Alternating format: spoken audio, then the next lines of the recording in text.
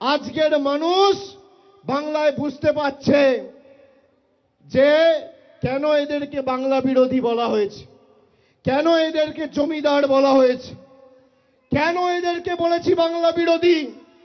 তার কারণ শুধুমাত্র বাংলার প্রকল্প নয়, বাংলার রাস্তা, বাংলার বাড়ি, গরিব মানুষের 100 দিনের পারিশ্রমিক, 100 দিনের কাজের বরাদ্দই বন্ধ নয়, মানুষকে ভাতে মারতে চেয়েছে এই বিজেপির নরেন্দ্র মোদীর সরকার। তাই আজকে শুধুমাত্র এরা বাংলার প্রকল্পের টাকা বন্ধ করেই শান্ত নয়, বাংলার গরিব মানুষকে তার মৌলিক অধিকার থেকে বঞ্চিত করতে এসআইআর নিয়ে এসছে। এরা নিয়ে এসছে এসআইআর, আর মানুষ গণতান্ত্রিকভাবে ভোটের বাক্সে জবাব দিয়ে করবে এদের বিরুদ্ধে এফআইআর।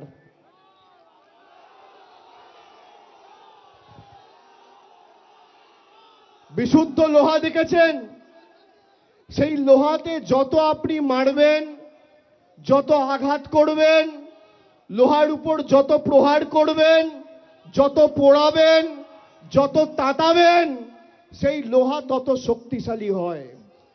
তৃণমূল কংগ্রেস দলটা বিশুদ্ধ লোহার মতো, যত আপনি অত্যাচার করবেন আর যত আপনি আঘাত করবেন, তৃণমূল কংগ্রেসের কর্মীদের মনোবল তত চাঙ্গা হবে আর দল তত শক্তিশালী হবে।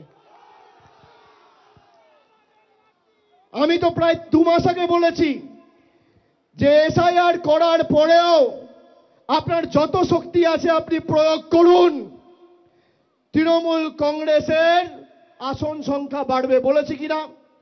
বিজেপির নেতাদের ক্ষমতা থাকলে চ্যালেঞ্জ অ্যাকসেপ্ট করুক, কেউ মানা করেনি। তাহলে বিজেপির নেতা কর্মীরা এত ভয় পাচ্ছে কেন? এত ভয় কিসের? 2 দিন আগে দেশের স্বরাষ্ট্রমন্ত্রী এসে এখানে বলেছে আমরা সোনার বাংলা করব। তাহলে পাশে ত্রিপুরা, সোনার ত্রিপুরা হচ্ছে না কেন?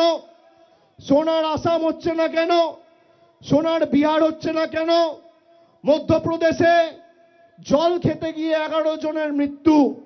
একটা মানুষকে বেঁচে থাকতে তার পানীয় জল প্রয়োজন, সেই পানীয় জল যে বিজেপির ডবল ইঞ্জিন সরকার দিতে পারে না, সেই বিজেপির গণতন্ত্র আর মানুষের অধিকার নিয়ে কথা বলার কোনো মৌলিক অধিকার নেই।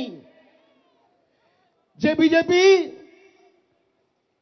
আমলে দিল্লিতে বায়ু দূষিত হয়ে গেছে, মানুষ নিঃশ্বাস নিতে পারে না, জল দিতে পারে না, বায়ু দিতে পারে না, বলেছিল বছরে 2 কোটি বেকারদের চাকরি দেব। নরেন্দ্র মোদী আজকে ক্ষমতায় 11 বছর। 11 বছরে তাহলে কত চাকরি দেওয়া উচিত?